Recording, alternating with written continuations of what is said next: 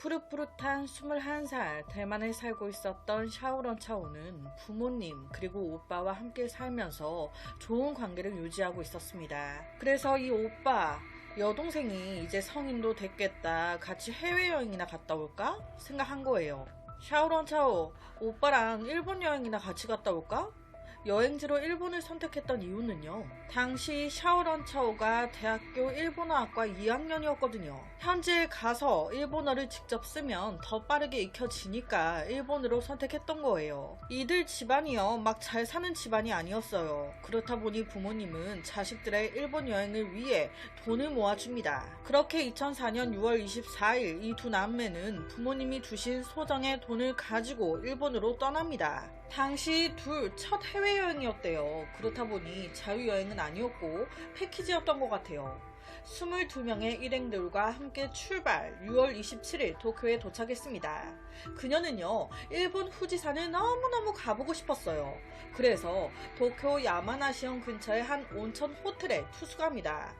야마나시현 근처에 후지산이 있대요. 후지산은 일본 하면 떠오르는 하이킹과 온천욕으로 유명한 대표적인 관광지 중에 한 곳이죠. 그녀는요, 28일 야마나시현에 도착한 후에 다음날 등산해야 되니까 자유시간을 가지게 됩니다. 이때 그녀는 밤에 핸드폰으로 남자친구한테 전화를 했어요. 그런데 로밍을 안 했나봐. 요금이 너무 비싸.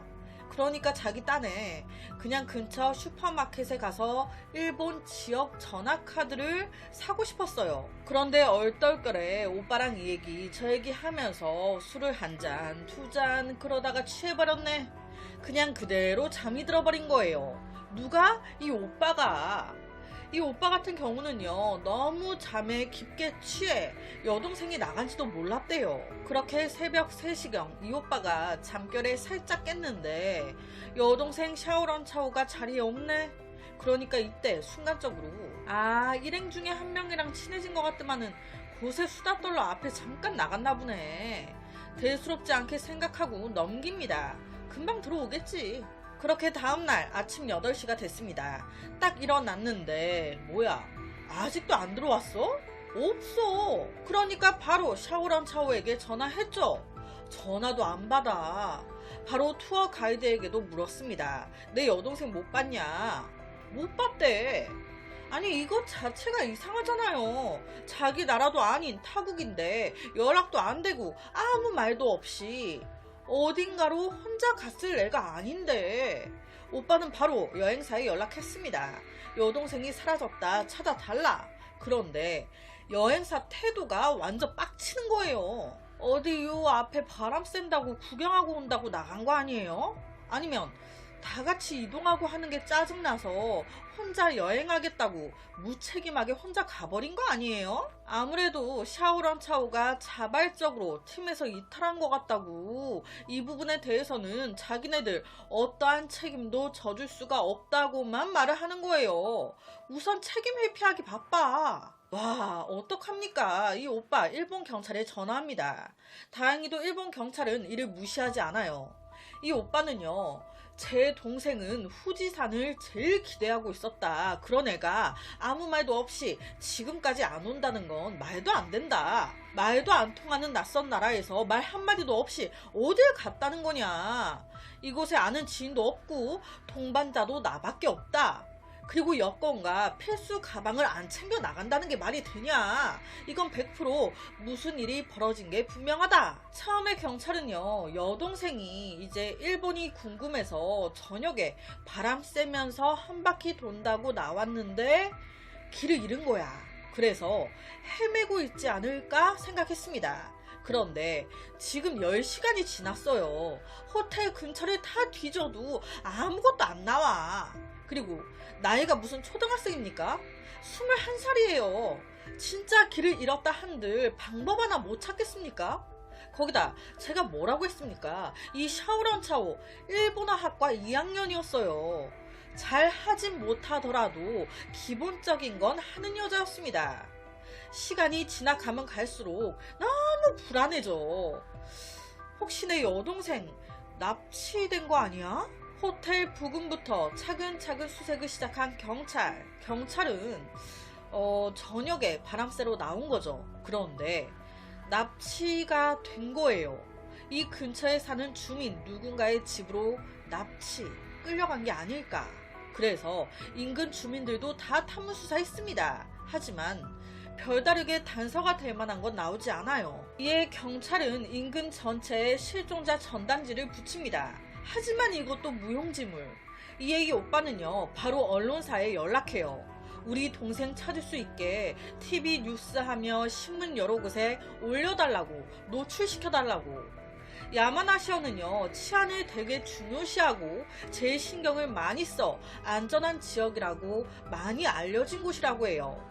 이런 곳에서 실종 사건이 벌어졌다고 하니 엄청나게 많은 관심을 받은 거예요. 아니, 처음으로 해외에 나간 거였어요. 그런데 이런 말도 안 되는, 특히나 이 부모님은 어쩔 거예요? 이 엄마는요, 딸이 실종됐다는 소식이 들려온 그 순간부터 한시도 잠을 이루지 못했습니다. 그녀의 친척들은요, 일본의 그 신점 같은 거 찾아다니면서 샤오런차오가 어디에 있는지 물어보고 그랬대요. 너무 답답하니까. 샤오런차오의 부모님은요, 여행사 투어 그룹을 고발했습니다.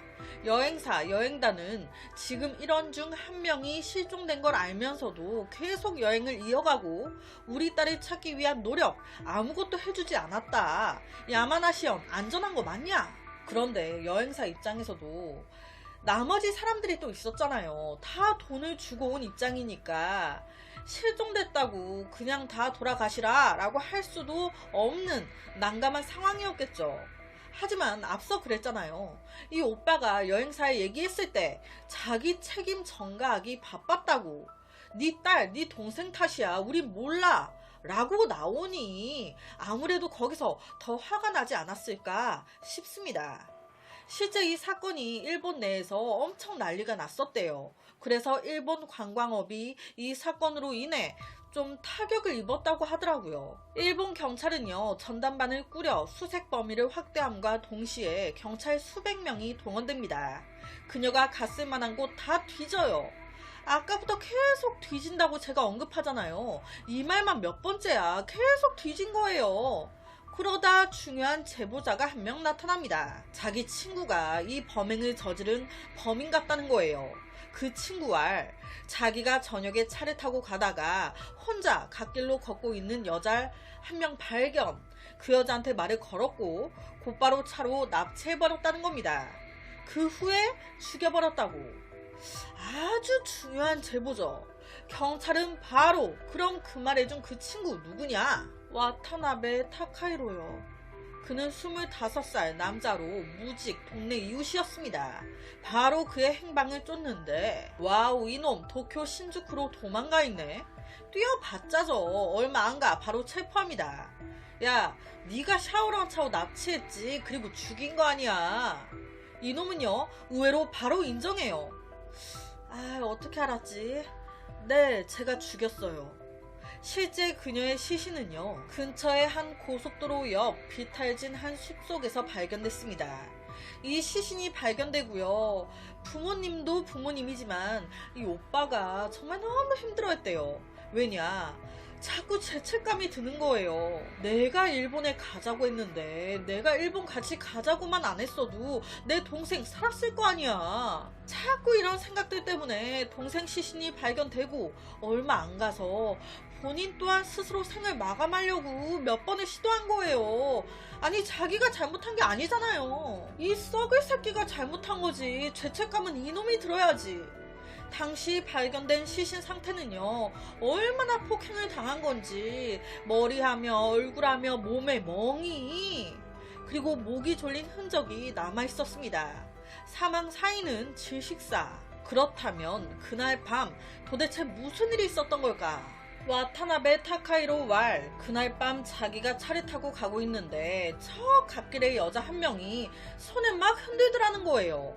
그래서 차를 세웠더니 자기한테 말을 걸더래요.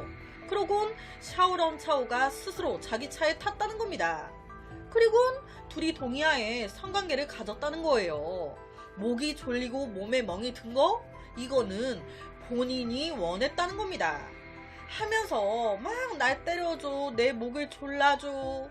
그래서 나는 그대로 해줬고 그러다가 웁스 실수로 죽여버렸네. 와, 이 말을 듣게 된 샤오런차오의 가족들, 친구들 안 빡치겠습니까? 성관계에 미친 여자도 아니고 자기 친오빠와 첫 해외여행 와가지고 너랑 그러고 있었다고? 친구들은요, 그녀의 이런 성적 취향 한 번도 들은 적이 없었어요. 거기다 제가 앞서 뭐라 했습니까? 이 샤오런차오 남자친구 있었습니다. 이 남자친구 또한 전혀 내 여자친구 그런 취향 아니라고. 거기다 길 가다가 모르는 남자가 나한테 말을 거는데 바로 같이 차에 타? 성관계를 해? 그것 자체도 그럴 애가 절대 아니라는 거예요. 하지만 이놈은요, 시종일관 이렇게만 주장하고 더 이상 아무 말도 하지 않습니다. 와, 이렇게 그냥 죽음이 억울하게 묻히는 건가? 싶었던 그때 중요한 단서가 하나 나옵니다. 사건 당일 밤 CCTV가 딱 나온 거예요. 봤더니 와타나베 이놈 차가 쭉 여동생을 스쳐 지나갑니다. 한참 가다가 갑자기 딱 멈춰요. 그러더니 뒤로 빠꾸 여동생 앞에 다시 차를 딱 세웁니다. 쇼킹한 건요, 지금 이 사건이 일어난 곳이 그녀가 묵고 있었던 호텔 바로 앞이었다는 거예요. 매우 가까운. 그러니까 그녀가 차를 세워달라면서 히치하이킹을 하진 않았을 거라는 거죠. CCTV 속의 당시 상황은 그의 말과는 다르게 쭉 지 차가 가다가 갑자기 뒤로 빠꾸 지가 먼저 샤오런차오 옆에 차를 딱 세웠습니다. 이 CCTV를 근거로 이제 더 강도 높게 수사에 들어가니 이놈 마지못해 진짜 불기 시작하는데, 그날 밤 여행 왔으니까 얼마나 좋아요. 그러니까 바람도 쐴 겸 저녁에 혼자 나온 거예요. 멀리 갈 생각도 아니었던 것 같아요. 지갑이나 이런 거 다 두고 나왔으니까. 그냥 쓱 호텔 앞에 나와서 좀 걷고 있었는데 이 새끼가 그걸 봤네? 가까이 와가지고는 착한 척 몇 마디 말하다가 칼을 들고 협박, 반강제적으로 차에 밀어 넣은 겁니다. 그 다음 손발을 묶어 차 뒷좌석에 싣고 10시간가량을 차 안에다가 가둬둔 거예요. 그리고는 성폭행하고 죽이고 시신을 숲에 버려버린 겁니다. 결론은 이 새끼 이거 무기징역 받았대요. 그나마 다행이죠. 이런 새끼가 개마냥 풀어져 있으면 얼마나 날뛰겠어요. 가둬놔야지. 그래서 오늘은 최악의 너무 1차원적인 진짜 여자 보이니까 하고 싶어. 납치. 어떡하지? 뭐 죽이지 뭐. 이게 뭐예요. 이렇게 했을 때 자기 미래는 안 보이나 봐. 여튼 일본에서 벌어진 한 살인사건을 가지고 왔습니다.